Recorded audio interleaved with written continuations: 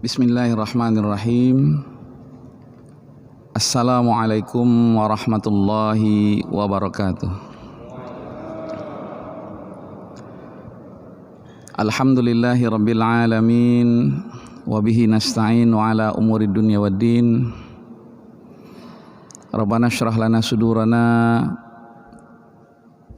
wa yassir lana umurana wahlul 'uqdatam min alsinatina yafqahu aqwalana. Allahumma a'inna ala dzikrika wa syukrika wa husni ibadatik. Allahumma idfa' 'anna al-bala' wal waba' wal fahsya'i wal munkari wal mihan wal fitan ma dhahara minha wa ma batan fi baladina hadza Indonesia khassah wa min buldanil muslimina amah, amin ya rabbal alamin. Kita bersyukur karunia yang melimpah ruah yang Allah anugerahkan kepada kita semuanya tanpa terkecuali. Kemudian Allah muliakan manusia dari seluruh makhluk yang Allah ciptakan. Walaqad karramna bani Adam wa hamalnahum fil barri wal bahri wa razaqnahum minat thayyibat wa faddalnahum ala katsirin mimman khalaqna tafdila. Dimuliakan manusia dari makhluk-makhluk yang lain dengan 3 kemuliaan: dimudahkan segala urusannya, diberikan rizkinya, kemudian diangkat derajatnya. Kemudian Allah khususkan orang-orang yang menjaga fitrahnya, beriman kepada Allah Subhanahu wa taala untuk diangkat derajatnya. Dan begitulah cara Allah Subhanahu wa taala memberikan nikmat pada siapa yang dikehendakinya. Kemudian dari kita siapa yang beriman, siapa yang kemudian menolak keimanan, kufur kepada Allah Subhanahu wa taala. Maka tiada yang pantas untuk kita panjatkan saat ini, detik ini, di rumah Allah yang mulia ini. Dan mudah-mudahan yang hadir di sini semuanya insya Allah menjadi keluarga Allah Subhanahu wa taala. Amin. Dalam sebuah hadis dikatakan, wa inna lillahi la ahlina fil ard. Sesungguhnya Allah itu punya keluarga di muka bumi. Kemudian para sahabat bertanya, siapa keluarga Allah tersebut wahai Rasulullah sallallahu alaihi wasallam? Maka Rasulullah menjawab, mereka adalah orang-orang yang senantiasa bersama kitabullah, orang-orang yang senantiasa bersama Al-Quran, mempelajari Al-Quran, membacanya, menghafalnya, tadabburnya, apalagi dia berusaha mengamalkannya dalam kehidupan sehari-hari sebagai petunjuk dalam berbagai aktivitasnya. Maka itulah insya Allah orang-orang yang akan menjadi keluarga Allah Subhanahu wa ta'ala di permukaan bumi ini. Bagaimana kalau orang-orang yang bersama Al-Quran ini saat ini mereka berada di rumahnya Allah, di rumahnya Allah dan menjadi keluarga Allah? Maka ini adalah nikmat, karunia yang harus kita syukuri kepada Allah Subhanahu wa taala. La in syakartum la azidannakum. Kemudian mari kita bersalawat dan menyampaikan salam kepada teladan junjungan kita Rasulullah sallallahu alaihi wasallam dengan mengucapkan Allahumma shalli ala sayyidina Muhammad wa ala ali sayyidina Muhammad. Assalamu alayka ya Rasulullah. Menjelang insyaallah kita melaksanakan salat al-isyraq atau salat duha. Salat al-isyraq diperuntukkan bagi mereka yang datang ke rumah Allah, kemudian sholat berjamaah subuh khususnya sampai kemudian terbit matahari. Kemudian setelah itu mereka melaksanakan sholat 2 rakaat. Maka ini keutamaan yang besar, seperti pahalanya haji dan umrah bagi mereka yang bersabar berdiam diri di rumah Allah ini sampai kemudian terbit matahari. Masya Allah, ya, keindahan yang luar biasa, motivasi yang diberikan oleh Rasulullah SAW, ya, sehingga kemudian tiada kehidupan kita ini kecuali kita bersama dengan Allah Subhanahu wa ta'ala. Itu kabbirullah, agar kita ini punya kebiasaan untuk selalu membesarkan Allah, litukabbirullah. Dan kalimat litukabbirullah di dalam Al-Quran yang pertama disebut setelah terkait dengan puasa, surah Al-Baqarah, dan yang kedua terkait dengan ibadah haji, surat Al-Hajj. Kalimat litukabbirullah ini yang pertama ketika seseorang sudah berikhtiar semaksimal yang dia bisa, ya, sekuat kemampuannya, kemudian dia akhiri puasanya dengan bertakbir. Dia sempurnakan Ramadannya dengan memperbanyak takbir. Maka Allah sebut dengan kalimat litukabbirullah. Karena 30 hari itu bukan waktu yang sebentar bagi orang yang belum terbiasa untuk memperbanyak berzikir, bersyukur, beribadah kepada Allah Subhanahu wa taala. Maka 30 hari ketika seorang menyempurnakannya di bulan Ramadan itu, maka layak baginya untuk bertakbir, membesarkan Allah, litukabbirullaha ala ma hadakum. Karena sesungguhnya ketika seorang sudah bertakbir, membesarkan Allah Subhanahu wa taala setiap saat dan detik dalam kehidupannya, itu adalah hidayah.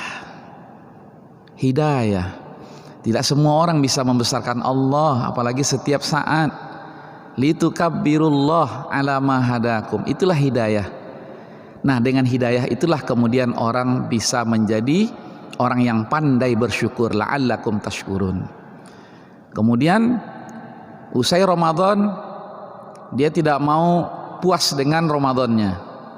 Dia tingkatkan kualitas hidupnya dengan peningkatan kualitas takwanya, dengan memperbanyak aktivitas puasanya, dan diantaranya puasa sunnah.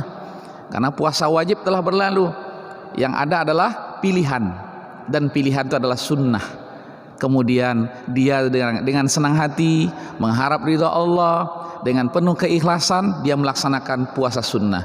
Di antaranya puasa 6, puasa Senin dan Kamis, puasa Ayyamul Bid, puasa putih 13, 14, 15 setiap bulan di bulan Hijriah.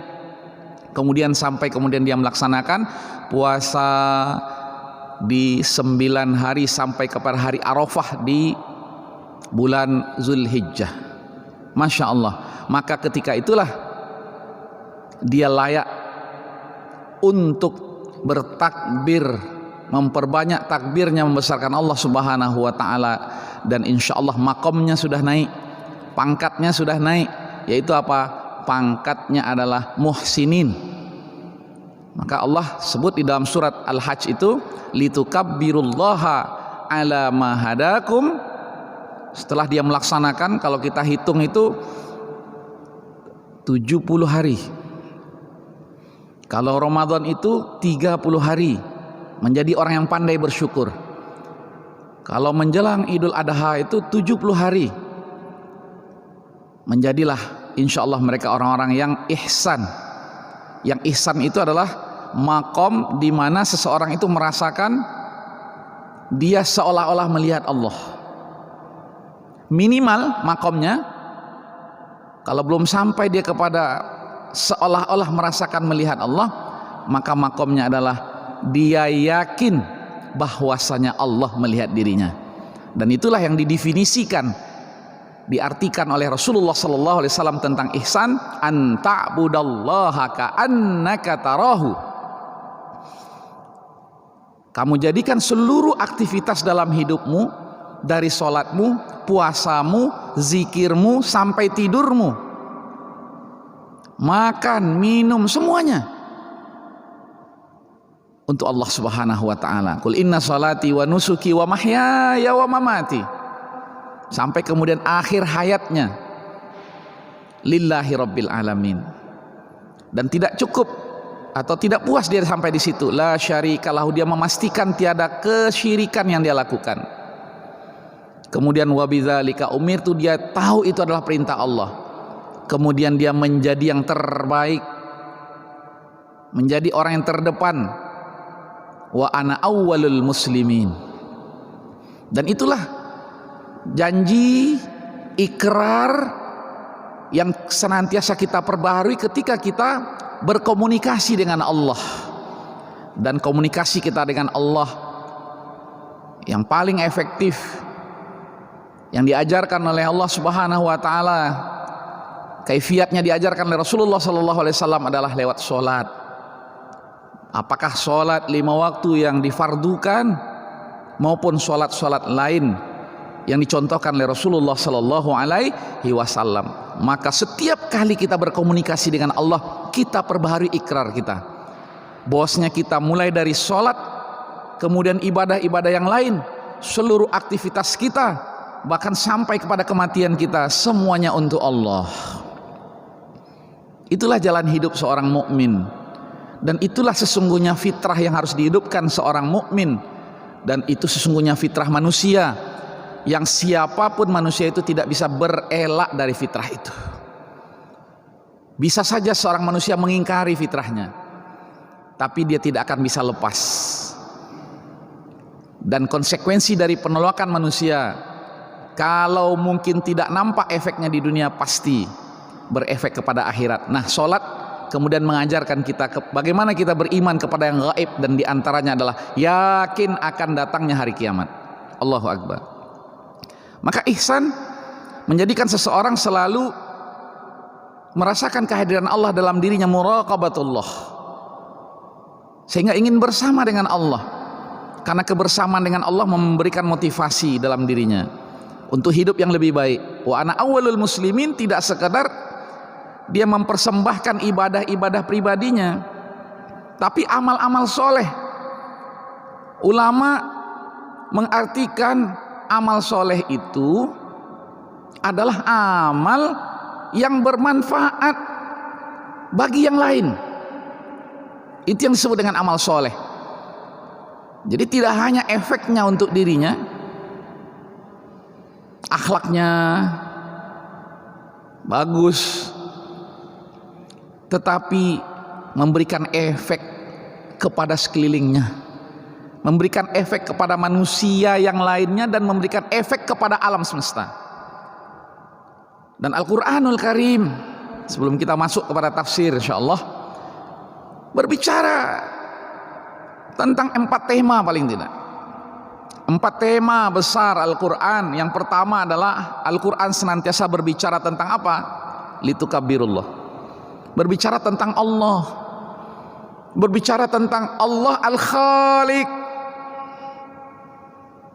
Dan selain Allah adalah makhluk. Berbicara tentang Allah sebagai pencipta. Bahkan Allah jelaskan bagaimana dia menciptakan alam semesta, khalaqas samawati wal ard, menciptakan bagaimana Allah menciptakan dalam 6 hari, kemudian di hari ke-7 istawa 'alal arsy, kesinggasananya. Kemudian bagaimana Allah Subhanahu wa taala setelah menciptakan alam semesta, menciptakan manusia. Masya Allah, Allah sebagai pencipta.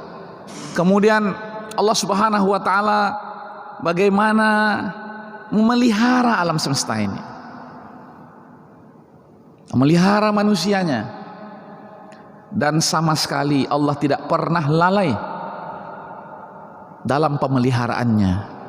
Kulla yaumin huwa fi sya'nin, dalam surat Ar-Rahman Allah sebut dengan setiap hari, setiap saat Allah sibuk.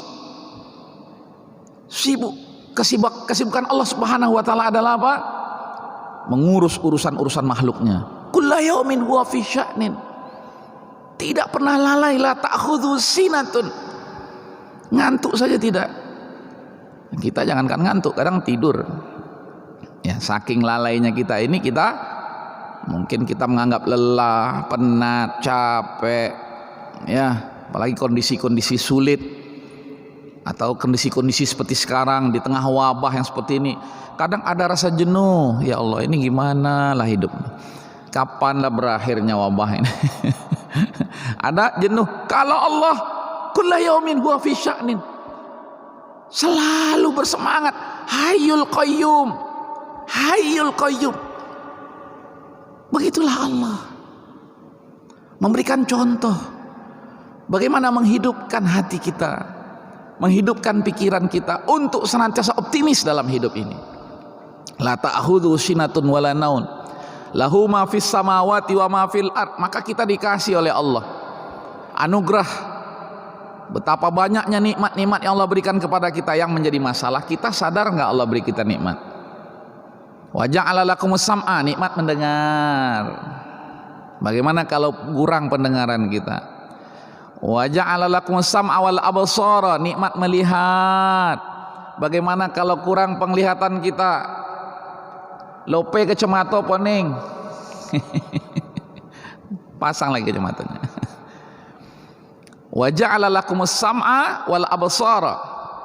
Kemudian wal afidah, diberikan hati, tempat berlabuhnya takwa, sehingga membangun hubungan dengan Allah, dengan ubudiyahnya, bertalaki kepada Rasulullah, bertalaki kepada ulama waris Rasulullah, masuk ke hati, sehingga kita sadar sepenuhnya kita ini adalah hamba, dan menyiapkan selalu diri kita untuk menjadi hamba yang terbaik dari hamba-hamba Allah, i'dadul insan al-abid lillah. Maka tema yang kedua setelah tema tentang Allah dengan rububiyahnya, dengan uluhiyahnya, dengan asma wa sifatnya. Nah, ini nanti dalam pelajaran tauhid yang terkait dengan rububiyah. Bagaimana Allah Subhanahu wa taala menciptakan, memelihara, melindungi, membagi-bagikan rezeki, ya, merawat, tidak hanya merawat kita, merawat lingkungan, menjaga keseimbangan sehingga manusia merasakan manfaat dari ciptaan Allah Subhanahu wa taala. Maka yang kedua, Al-Qur'an berbicara tentang manusia. Bagaimana manusia itu? Mulai dari asal muasalnya manusia itu sampai kemudian untuk apa manusia itu hidup. Kemudian bagaimana manusia ini yang bersuku-suku, berbangsa-bangsa ini. Kemudian bagaimana manusia yang menjaga fitrahnya dengan keimanannya, dan bagaimana pula manusia yang menolak fitrahnya dengan kekufurannya. Al-Quran bercerita tentang manusia. Bahkan kemudian ada surat di dalam Al-Quran, nama suratnya Al-Insan. Hal ata 'alal insani hinun minad dahri lam yakun syai'an madhkura. Seperti kita dulunya orang biasa saja, seperti Abu Bakar As-Siddiq, dia biasa saja dulunya, sampai kemudian kita mengenal dia sebagai seorang khalifah pengganti Rasulullah SAW yang terbaik, yang menemani Rasulullah ketika di dalam gua hijrah, dalam proses hijrah. Masya Allah, tadinya nggak dikenal, jangankan dikenal pun tidak. Kemudian sahabat Umar ibn al-Khattab dikenal, tapi dikenal dengan jahiliyahnya sebelum dia memeluk Islam. Tapi begitu dia memeluk Islam, Masya Allah, dikenal, sehingga setan pun takut dengan Umar ibn al-Khattab. Kemudian ada Utsman ibn Affan, saudagar, tapi dia adalah yang terbaik dari sahabat Rasulullah SAW, sehingga Rasulullah nikahkan ia dengan anaknya. Masya Allah, meninggal anak yang satu, dinikah lagi dengan anak yang satunya, sehingga bergelarlah dia Dzunnurain. Masya Allah, cahaya, dua cahaya. Kemudian siapa yang kenal dengan Ali bin Abi Thalib, yang tadinya bocah kecil tapi kemudian dia menjadi khalifah. Kemudian kita sebut dalam doa-doa kita, wa khulafair rasyidin, 4 orang pemimpin khalifah, orang yang terbaik, pengganti Rasulullah sallallahu alaihi wasallam. Nah, ini yang disebut dalam surah Al-Insan itu tentang manusia. Manusia itu nggak ada disebut sebelumnya, kemudian dia lahir, kemudian dia tumbuh, kemudian dia dewasa, jadi orang terkenal, jadi penguasa Fir'aun, jadi menteri Haman, jadi pengusaha Qarun, sebut Tadinya Fir'aun itu nggak tersebut. Seperti bayi-bayi yang lahir-lahir, terus tumbuh dewasa, jadi penguasa. Sampai disebut di dalam Al-Quran. Siapa yang kenal dengan seseorang sampai kemudian Allah Subhanahu wa Ta'ala mengangkat derajatnya, dimuliakan dia dari seluruh makhluk yang lainnya, kemudian dia menjadi terkenal. Dan mudah-mudahan kita terkenal dengan kebaikannya, amin ya rabbal alamin. Bapak dan ibu sekalian yang dirahmati oleh Allah Subhanahu wa Ta'ala, lam yakun say'an masykura. Dan Al-Quran bercerita tentang manusia, cerita tentang keluh kesah manusia, cerita tentang kelebihan dan kekurangan manusia sebagai makhluk, dan kesempurnaan manusia sebagai makhluk. Masya Allah, tema yang luar biasa. Setelah tema Allah Al-Khaliq, kemudian ada tema manusia. Bahkan sejak awal ketika Allah Subhanahu wa Ta'ala menurunkan Al-Quran, Iqra bismi rabbikal ladzi khalaq, Allah bercerita tentang khalaqal insan. Langsung tema manusia itu diangkat oleh Allah. Yang pertama Allah bercerita tentang Iqra, mindsetmu, tentang cara berpikir, pola pikir, Iqra. Kemudian yang kedua bercerita tentang Allah, kemudian bercerita tentang manusia. Nah, inilah tema yang kedua dari tema-tema yang diusung oleh Al-Quran, yaitu tentang manusia. Jadi banyak nanti cerita, kisah ya tentang manusia dengan perangai manusia, ya pernak-pernik manusia, mulai dari keyakinannya, kemudian akhlaknya, kemudian bagaimana dia di hadapan aturan Allah Subhanahu wa Ta'ala. Cerita tentang manusia, bagaimana dia ketika diutus kepada mereka Rasul-Rasul Allah Subhanahu wa Ta'ala, bagaimana manusia yang beriman pada apa yang dibawa oleh para rasul, dan bagaimana manusia menolak apa yang dibawa oleh nabi-nabi mereka. Ceritakan nanti dalam surat yang kita akan tafsirkan juga cerita tentang manusia beriman di tengah kezaliman, manusia yang beriman di tengah lingkungan, sampai kemudian di lingkungan itu pemimpinnya mengaku dirinya sebagai Tuhan. Surat 40. Dan kita nanti insya Allah, kalau Allah panjangkan umur kita, berkah dari umur kita itu, insya Allah kita akan belajar tafsir 7 surat. Kalau tertibnya surat ke-40 sampai surat ke-46 dalam Al-Quran, yang semua surat itu diawali dengan Hamim, disebut dengan Al-Hawamim. Surat-surat yang diawali dengan Hamim disebut dengan Hawamim. Zawata Hamim atau Al-Hamim. Wah, ini indah sekali. Dan semua surat dari 7 surat itu semuanya Makkiyah. Dan ciri khas surat Makkiyah ini yang pertama pasti berbicara tentang apa? Wahdaniyatullah, tentang keesaan Allah. Kemudian surat Makkiyah itu juga berbicara tentang diturunkannya Alkitab, Al-Quran. Fungsi daripada Alkitab, Al-Quran. Kemudian biasanya surat Makkiyah itu yang diturunkan di Mekah itu berbicara tentang apa? Hari kiamat.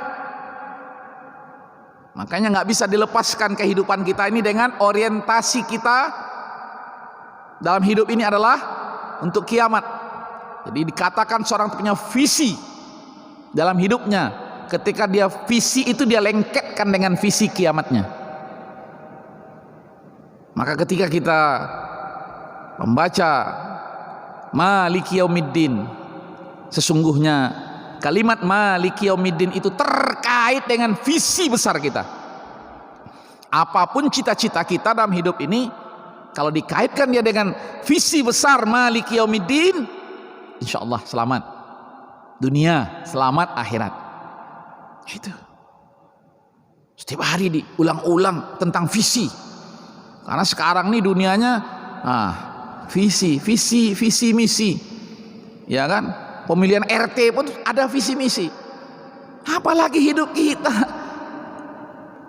punya visi misi dan visi besar yang dibangun. Yang selalu diingatkan oleh Allah adalah visi akhirat. Maka ketika Allah bercerita tentang Qarun misalnya, seorang pengusaha sukses di zaman Nabi Musa alaihissalam. Ya, bahkan Qarun ini dari keluarga Nabi Musa. Diceritakan bagaimana Qarun ini dimudahkan oleh Allah untuk mendapatkan harta-harta yang banyak. Dalam surah Al-Qasas diceritakan oleh Allah. Tapi dia lupa visi besarnya. Harta sudah menumpuk-numpuk, lupa dia visi besarnya. Tapi Allah sayang, Allah peduli, dan Allah ingin dia beriman di atas fitrahnya. Itulah sayang Allah kepada kita. Sudah kufur orang sekufur-kufurnya, Allah memberikan waktu, tolong kembali lagi lah ke fitrahmu. Sehingga Allah subhanahu wa ta'ala dengan izin Allah dimunculkan orang-orang yang beriman, yang memberikan nasihat kepada Qarun. Wahai Qarun, jangan engkau banggakan hartamu,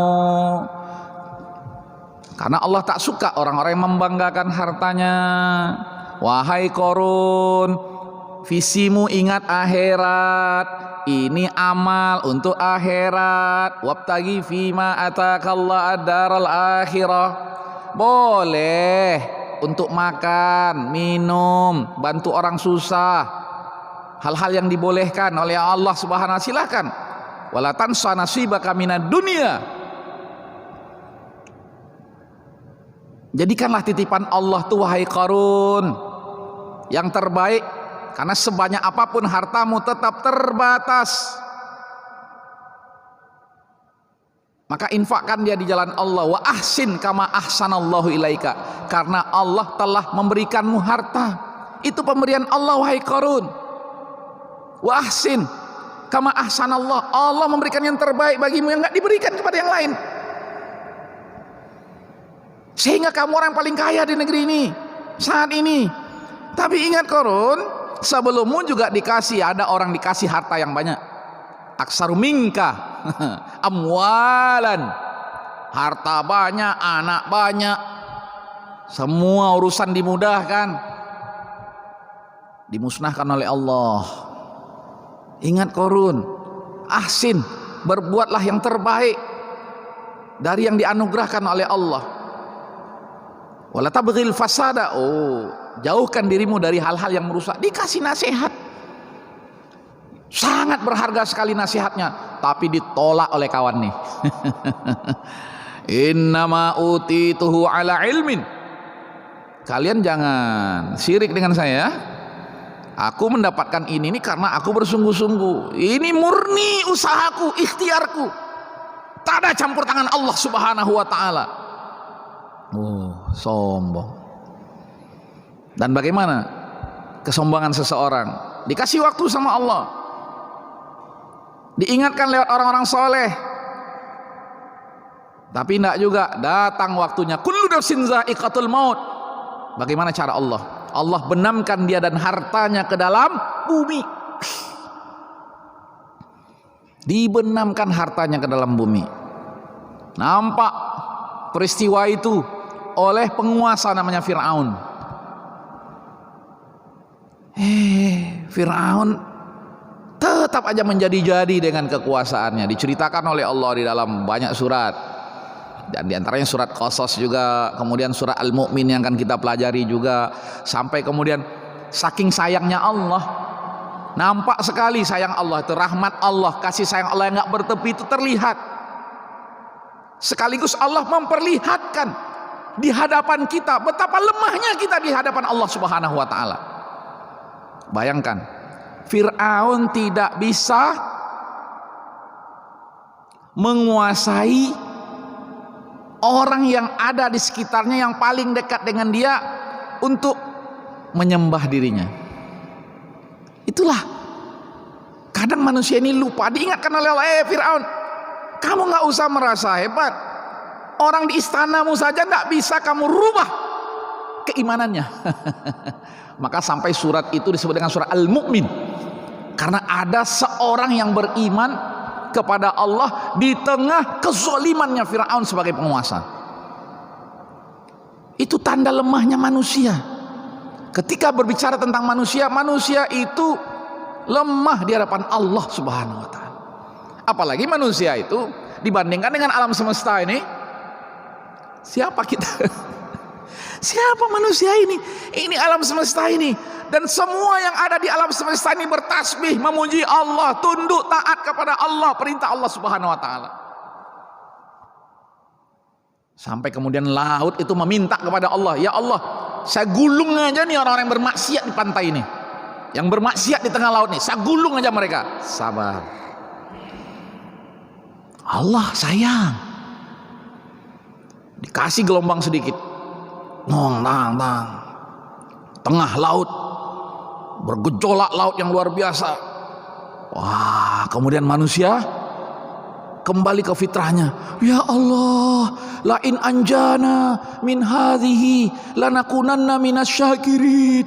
Ya Allah, selamatkan kami ya Allah dari badai yang luar biasa ini ya Allah, dari turbulensi ini ya Allah, ya Allah.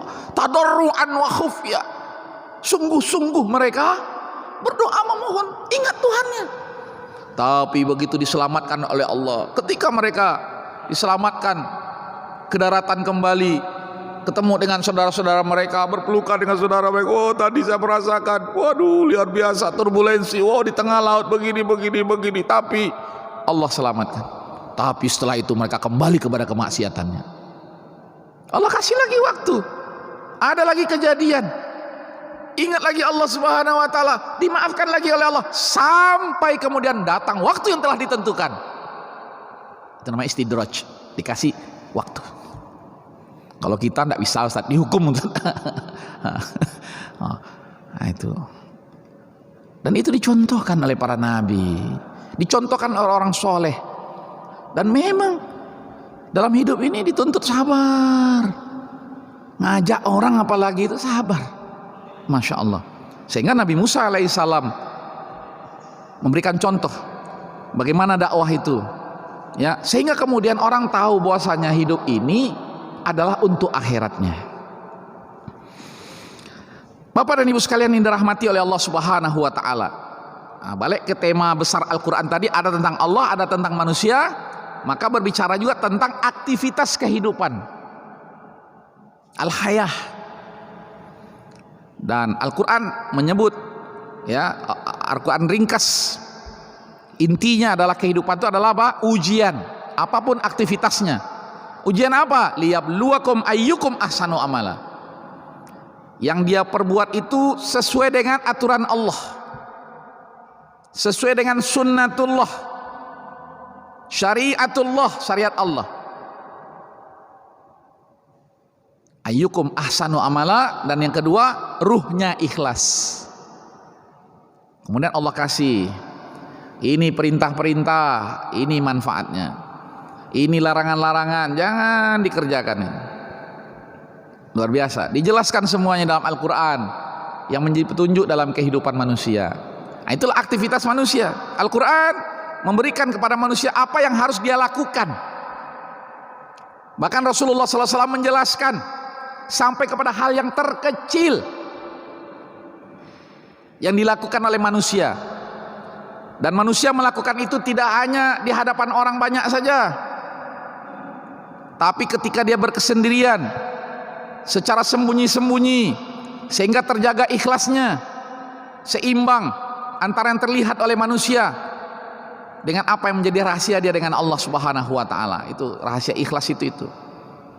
Kalau bisa, kebaikan yang dilakukan secara sembunyi-sembunyi itu jauh lebih besar daripada apa yang terlihat. Karena kadang kita perlu memberikan contoh kepada manusia. Wa amma bi ni'mati rabbika fahaddis. Orang butuh contoh hari ini, contoh yang baik. Laqad kana lakum fi rasulillahi uswatun hasanah. Tapi contoh ini baru terasa ketika orang betul-betul karena Allah dan hari akhirat.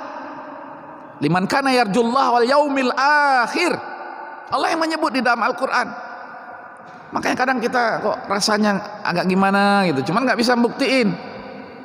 Orang perkataannya baik, wong Fir'aun juga perkataannya bagus. Dalam surat Ghafir, Fir'aun mengatakan apa? Biar aku yang bunuh Musa itu. Biar terlihat Musa itu punya Tuhan nggak? Biar dia minta kepada Tuhannya untuk dia diselamatkan dari upaya pembunuhanku. Sombongnya Fir'aun luar biasa. Terus dia pelintir kebenaran, seolah-olah kebenaran itu milik Fir'aun. Apa kata Fir'aun? Aku takut, khawatir kalau keberadaan Musa ini, kalau masih hidup Musa ini, dia akan mengganti agama kalian nih. Artinya apa? Aku khawatir kalau Musa ini biarkan hidup, maka akan menyesatkan kalian. Ini kata Fir'aun. Ayyubaddila dinakum. Kemudian tidak hanya sekedar di situ, provokasi, opini yang dibentuk oleh Fir'aun, dan Fir'aun berkata, apa kata Fir'aun? Dan aku juga khawatir Musa ini akan berbuat kerusakan di permukaan bumi. Masya Allah. Itulah hakikat kehidupan kita, bolak-balik fakta itu. Maka disinilah pentingnya kita kembali kepada Al-Quran, kembali kepada petunjuk yang sebenarnya. Dan kebenaran itu dari Allah, dan Allah menyatakan kebenaran itu di dalam Al-Quran. Jadi jangan sampai ada nanti kebenaran itu milik Allah, betul, tapi Al-Quran milik Allah, dan Allah menunjukkan kebenaran itu yang menjadi miliknya itu. Masa kita lupa bahwasanya kebenaran itu ada di dalam Al-Quran? Hari ini ada yang mengatakan kebenaran itu milik Allah. Jangan merasa benar sendiri, yang dia katakan betul, tidak salah yang dia katakan. Tapi ingat, kebenaran yang datang dari Allah itu ada di hadapan kita. Mau nggak kita laksanakan kebenaran itu? Bersama Allah dengan sholatnya, bersama Allah dengan aktivitasnya, bersama Allah di balik musibahnya. Ya Allah, Allahumma idfa'annal bala, ya Allah jauhkan dari kami segala wabah, penyakit, ujian.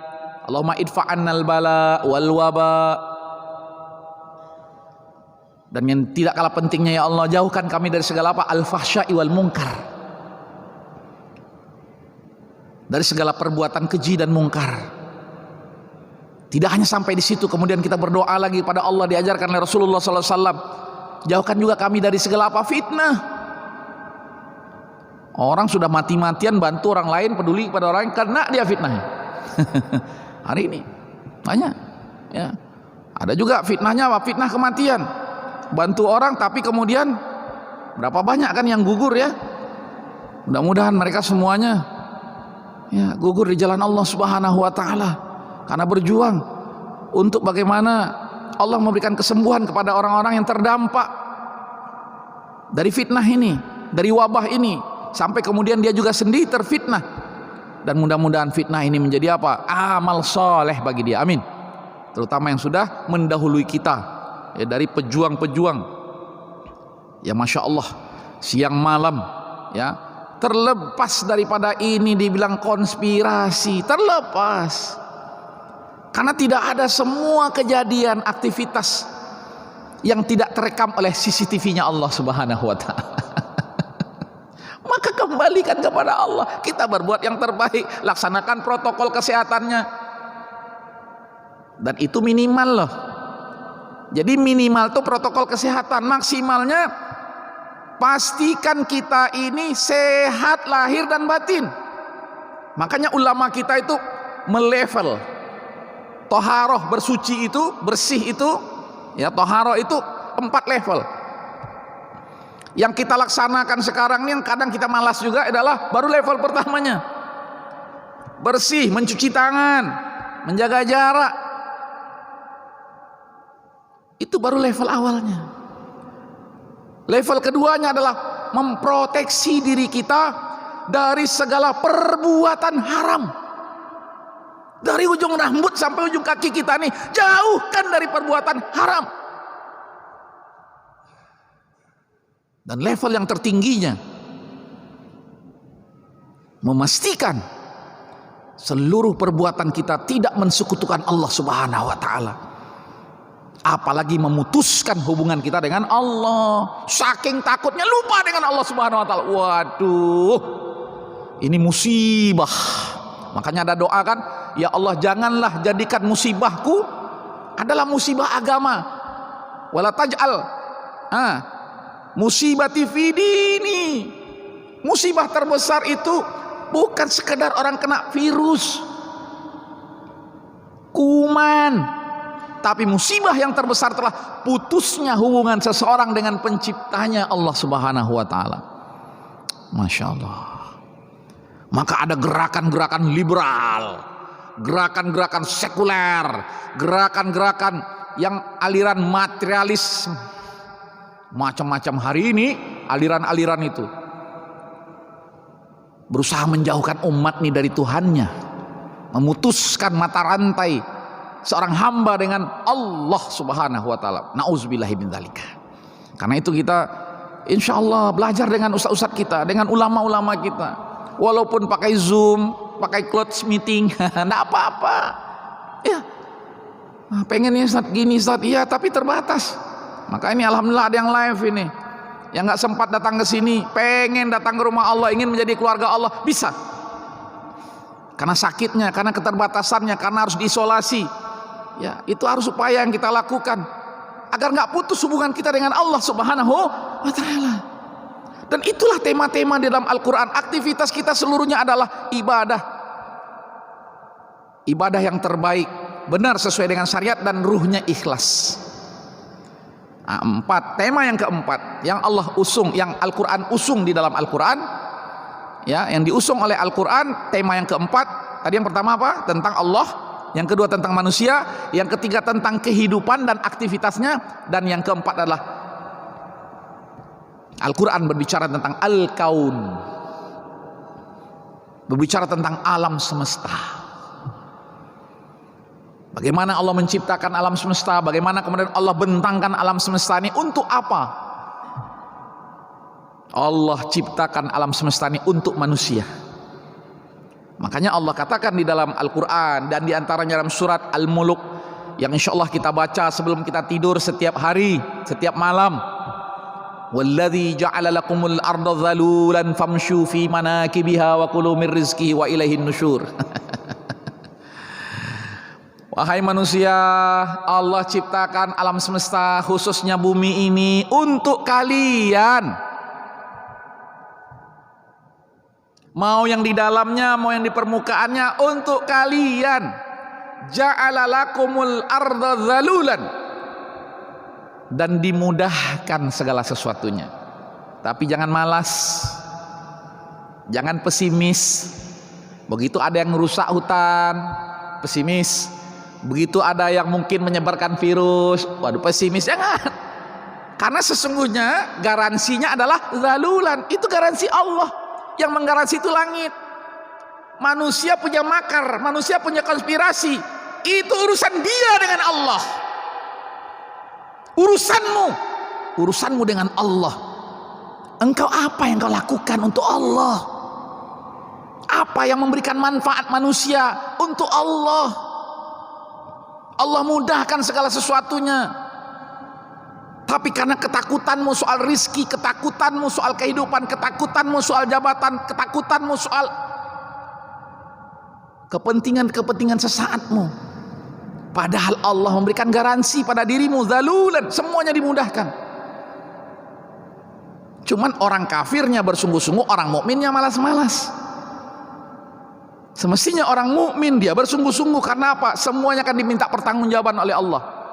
Maka kalau seorang bermukmin itu maksimal dalam hidupnya, itu yang dikatakan oleh Rasulullah SAW, ajaban di amril mukmin, menakjubkan orang mukmin itu. Gimana nggak menakjubkan? Seluruh aktivitasnya dia lakukan dengan sungguh-sungguh. Dia tahu keterbatasan umurnya, dia tahu keterbatasan kemampuannya, tapi dia lakukan dengan bersungguh-sungguh. Sehingga Rasulullah mengajarkan sebuah doa, Allahumma inna ala dzikrika wa syukrika wa husni ibadatik. Ya Allah, berikan aku kekuatan, kemampuan untuk apa? Jadikan seluruh aktivitas dalam rangka mengingat Allah, dalam rangka bersyukur kepada Allah. Maka apabila ya Allah Aku merasakan mendapatkan hal-hal yang menyenangkan, aku bersyukur kepadamu.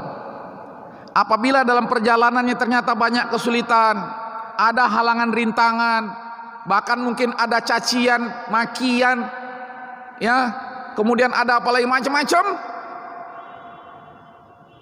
sehingga menjadi musibah, maka dia bersabar kembali ke jalan Allah Subhanahu wa taala. Fa in asabahu ad-dharra'u sabar.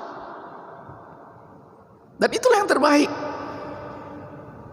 Karena kita ini tahu tentang Allah, tentang diri kita, tentang kehidupan dan tentang alam semesta yang Allah bentangkan kepada kita.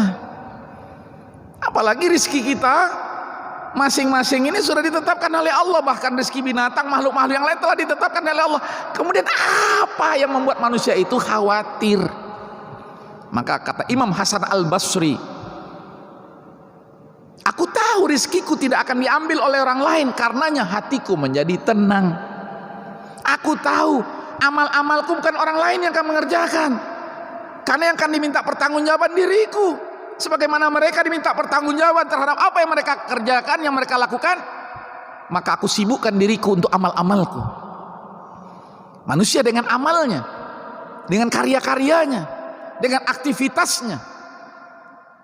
Dan aku tahu, kata Imam Hasan Al-Basri, sesungguhnya Allah dari setiap apa yang kulakukan melihat. Ma wadda'aka rabbuka wa ma qala. Ketika itu Rasulullah dalam kesedihan, istri meninggal, paman yang mendukung dakwah meninggal, dakwah ditekan, belum lagi besar Islam sudah ditekan habis-habisan. Yang menekan itu, Masya Allah, kaum musyrikin, mereka penguasa ketika itu, ditekan habis-habisan, sampai lari ke kampung ibunya di Taif yang subur makmur itu. Malah di situ dicaci maki, dilemparin sampai bonyok, Masya Allah, sampai berdarah-darah. Tapi kemudian Rasulullah memberikan contoh bagaimana menghadapi situasi yang sulit seperti itu.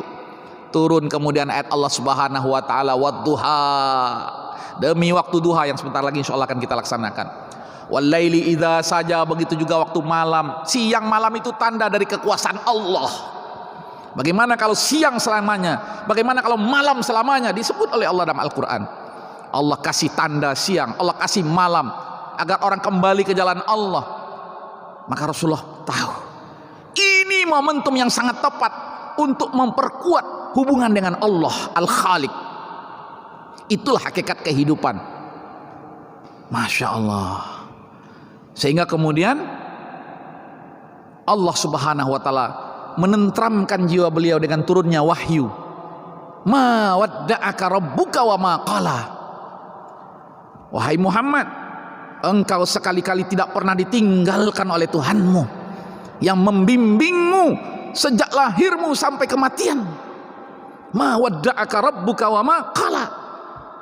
Jangankan meninggalkan, memalingkan saja tidak. Wa ma qala. Jadi Allah itu setiap hari melihat, membimbing, mengingatkan, menyembuhkan, mewafatkan.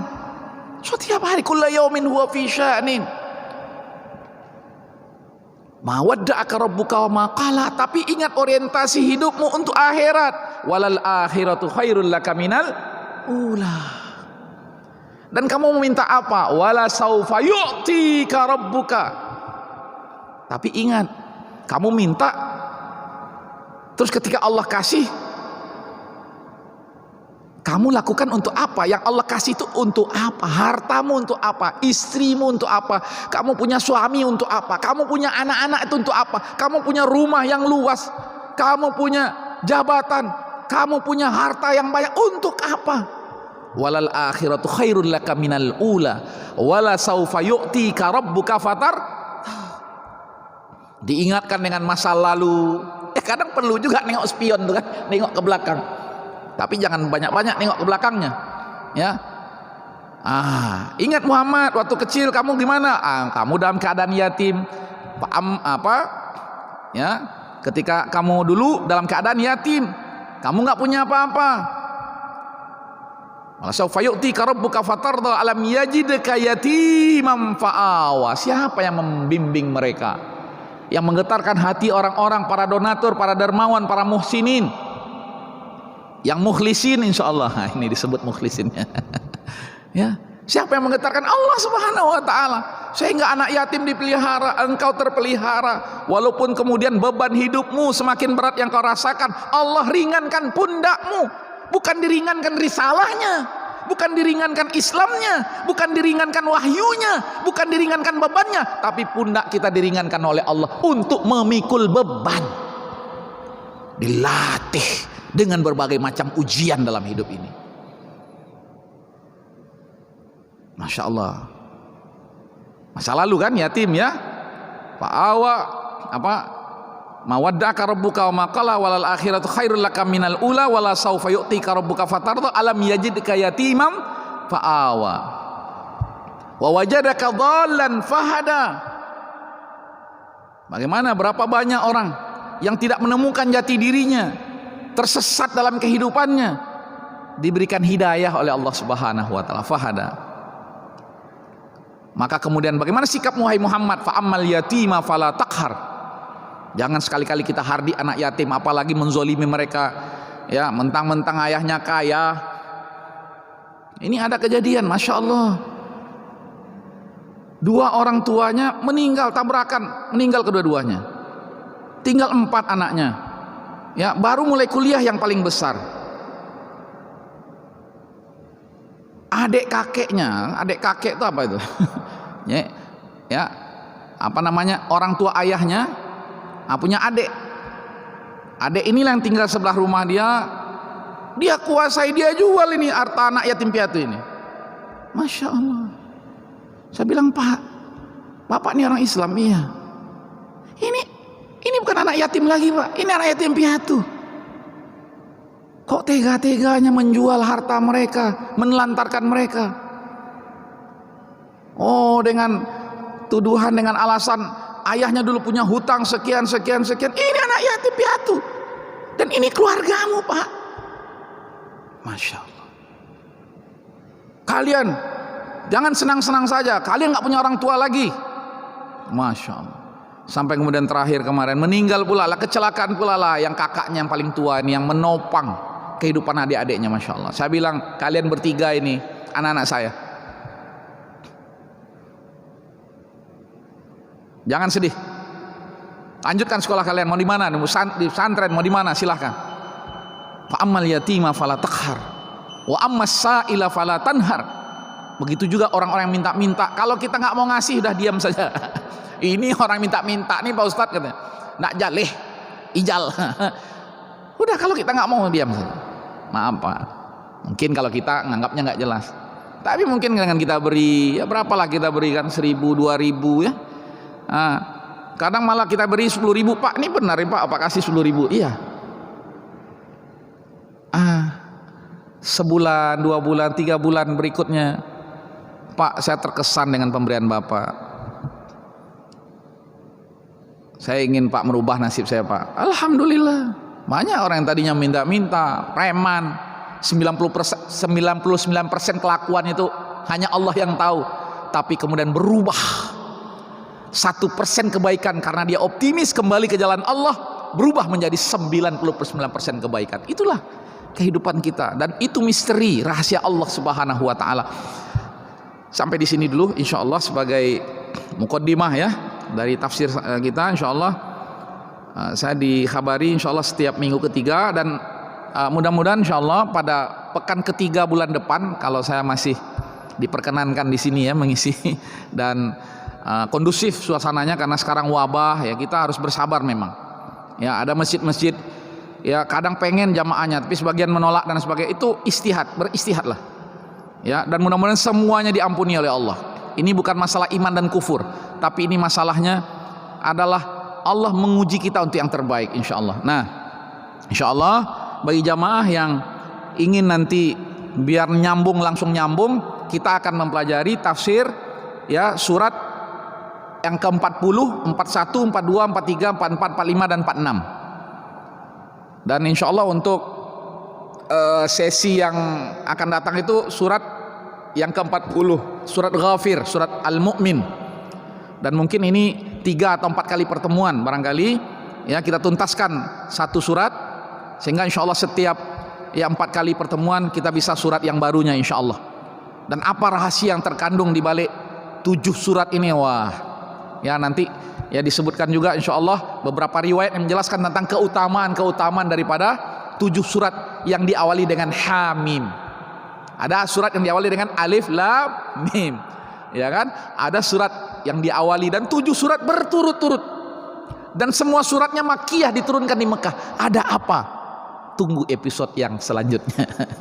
Ya, aku qouli hadza wa astaghfirullah li wa lakum. Saya mohon dimaafkan ya, karena mungkin banyak dari jamaah sini yang baru mengenal saya ya, apalah arti saya ini, tapi mudah-mudahan apa yang saya sampaikan adalah ya kebenaran dari Allah Subhanahu wa taala, karena kita tidak mengkaji kecuali Al-Qur'anul Karim, sunnah Rasulullah SAW, dan apa yang ditalakikan ya, yang ditalakikan oleh ulama kita kepada kita, alhamdulillah ya, mudah-mudahan bermanfaat bagi kita semuanya tanpa terkecuali tentunya diri saya. Saya memberikan nasihat pada diri saya dulu ya, kepada diri saya ya, kemudian kalau ada manfaat yang dirasakan oleh jamaah, alhamdulillahirabbil alamin ya.